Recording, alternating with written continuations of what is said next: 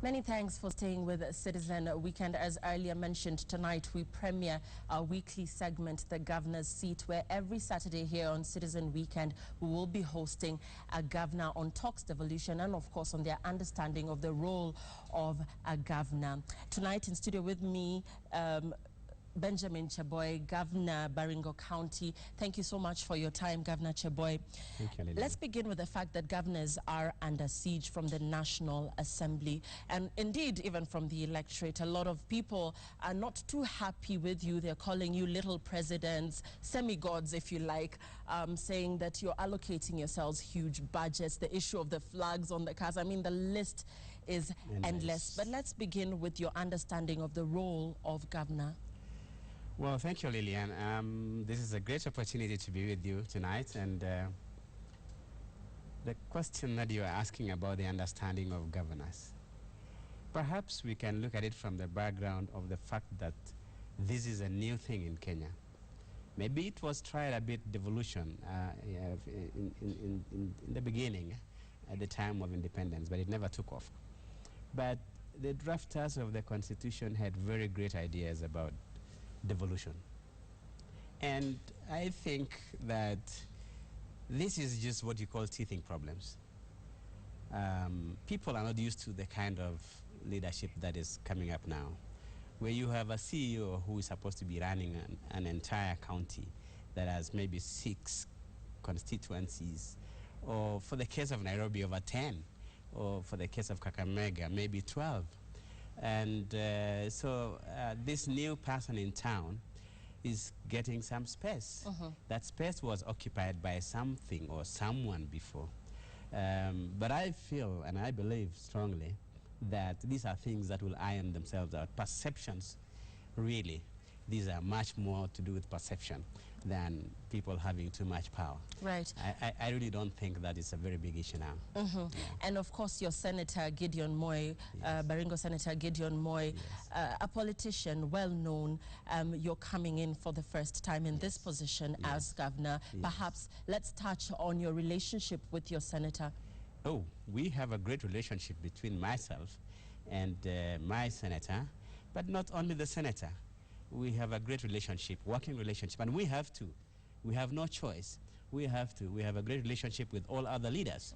The members of parliament are there, the members of the county assembly, and local leaders, and even those that are running the national government functions, the county commissioners, district commissioners. The bottom line is, are we there to serve the people? And I and Gideon and all the members of parliament from Baringo County, and all the members of the county assembly from Baringo County, and all other leaders, because leaders are not only elected. Right. So the relationship is cordial, and you're getting down to business. Oh yes, and we don't want to change that. We must work together. Right. The feature that our reporters ran for us this evening at 7 and at 9 on the cattle rustling issue in East Pokot. Let's touch on that. Insecurity, a major issue in Baringo County, particularly the cattle rustling, the access to the small arms, and the fact that disarmament exercise have failed previously.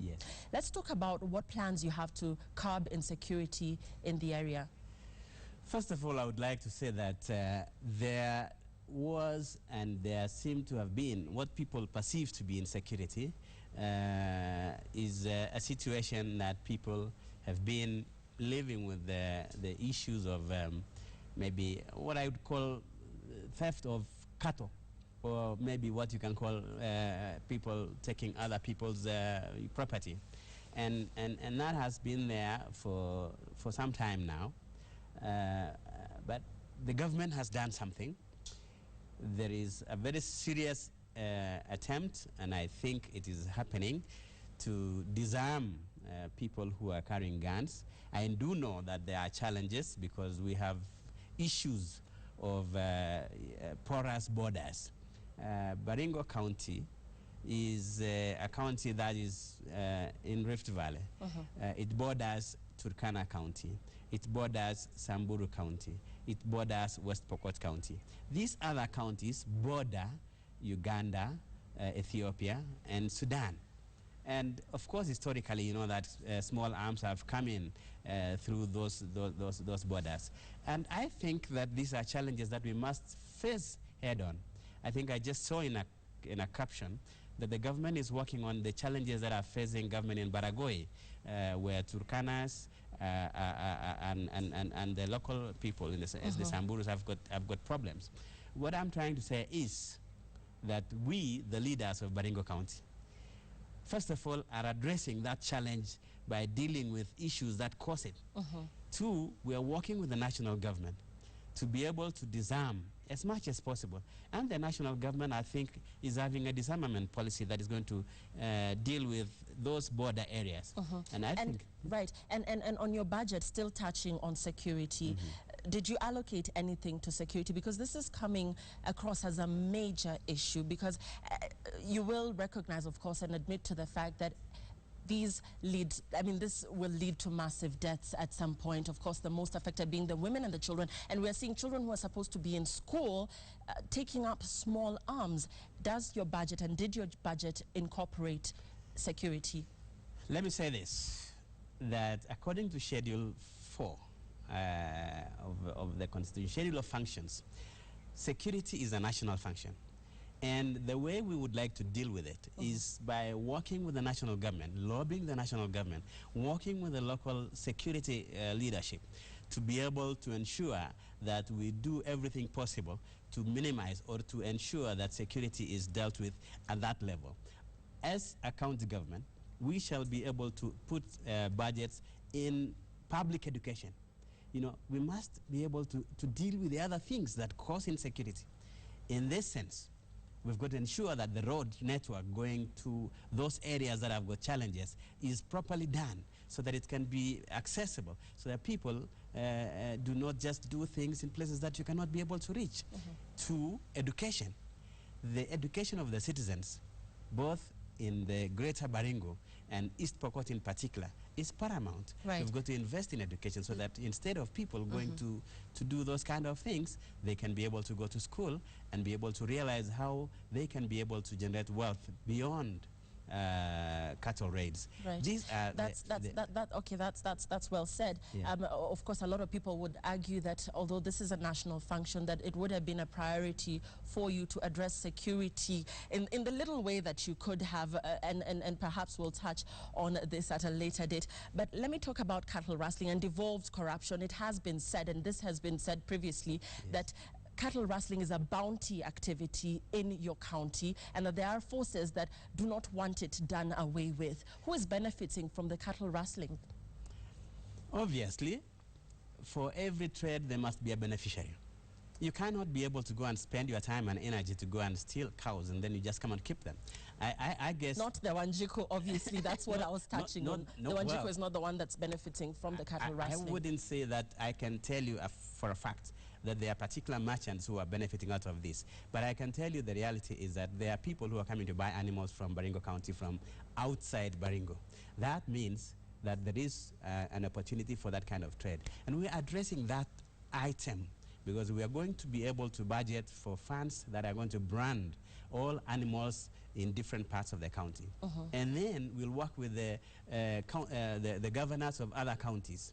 We will be working together with governors in Samburu, governors in West Pokot, governors in Turkana, governors in Laikipia, to ensure that animals that are being traded are properly branded, so that you can be able to know which animal is from where, whose is it, and that way is going to minimize. Other than what you are saying, security, of course we're going to be able to support the security systems by ensuring that we get good information of what is going on, to support them financially. That we will do, but of course we will try more to ensure that the national government allocates the relevant resources. And Governor Cheboi, let's talk about, as we wind up, your development priorities. Yes. Looking at the messages that are coming in, education in parts of Baringo County, this is a viewer that's saying is facing challenges, infrastructure, utilities such as water, food, electricity.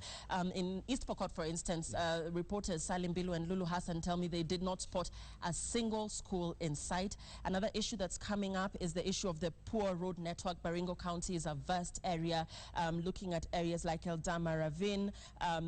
These areas said to be quite needing in terms of an improved road network. And we're talking about devolved functions, meaning that we are hoping that there will be accessibility to some of these services. And therefore, when you have a poor road network, then that means that really this is greatly affected. Let's talk about your development priorities as we wind up. Lillian, I'd like to tell you that devolution is a great thing. The first thing that I can tell you is we're going to look at issues of water, because the water is the sine qua non, the basis for agriculture, the basis for good health. And we're going to put quite a budget on water. We want to support irrigation. We want to support water for all. And I want to tell you right now that the areas of Eldama Ravine is going to be catered by a big dam that is going to be commissioned soon, the Chemususu Dam. Areas around Cabernet, phase 2 of Kiri Dam project is going to be on within the next 2 months. I think we shall be able to go back to implementation. We have a huge project supported by JICA for boreholes in the northern part of the county. So if we address that issue of water, and of course the conflict that is caused by lack of water in East Pokot is going to be addressed. Although of course there are challenges because some of the donors who are supposed to support us are a bit wary about investing in putting their resources in those parts of the county. Road infrastructure is fundamental. Right. And we are not going just to use our resources to do roads with contractors. We are going to have a blend where we're going to be able to buy equipment that is going to open up and make sure that roads are done. And I can tell you, because of this, we are closer to the people. We know where the problem is. We're going to work with others. Right now, we are in discussions with JICA. There is a non-governmental organization that has got a new technology that is labor intensive that we will be able to use to do the feeder roads. I can tell you, within the next 5 years, all parts of the county shall be accessible. Within the next 5 years, God willing, if resources come the way we do, if we are able to raise the funds that we shall be able to plan, if we work with friends of Baringo, whether they are donors, whether they are development partners, whether it's the national government, whether it's enhancement of revenue collection, which is key, then we shall be able to do that. We have other major investments that we will be going towards. Of course, we will ensure that our production in agriculture is improved significantly. Our production in livestock. And the tourist potential of Baringo County, of course, greatly affected by insecurity. You have the Kerio Valley, the Rift Valley, and yet people just talk about the Masai Mara, the coast, and yet the tourist potential in Baringo County is amazing. You couldn't have said it in another way. Right. Thank you for marketing. I mean, I would like to say this. Yeah. Don't look for tourism opportunities anywhere else. Baringo County is the place to go. And of course, I don't want us to magnify this theft of one animal or 2 or 10 or 100.